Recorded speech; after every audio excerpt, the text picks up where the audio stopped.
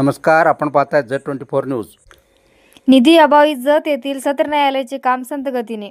बांधकाम सुरू होऊन 2 वर्षे झाली. भरीव निधी नसल्याने सध्या न्यायालयाचे बांधकाम संथ गतीने सुरू असून आमदार गोपीचंद पडळकर यांनी उर्वरित निधीसाठी प्रयत्न करावेत, अशी मागणी जत वकील संघटनेचे माजी अध्यक्ष ॲडव्होकेट शिवशंकर खटावे यांनी केली आहे.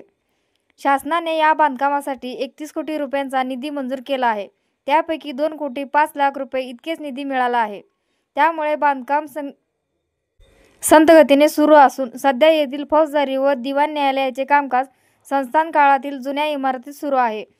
ही जागा अपुरी आहे. त्यामुळे वकील व पक्षकारांना अनेक अडचणींना सामोरे जावे लागत आहे. त्यामुळे आमदार गोपीचंद पडळकर यांनी शासन स्तरावर पाठपुरावा करून उर्वरित निधी मिळवण्यासाठी प्रयत्न करावेत, अशी मागणी ॲडव्होकेट खटावे यांनी केली आहे.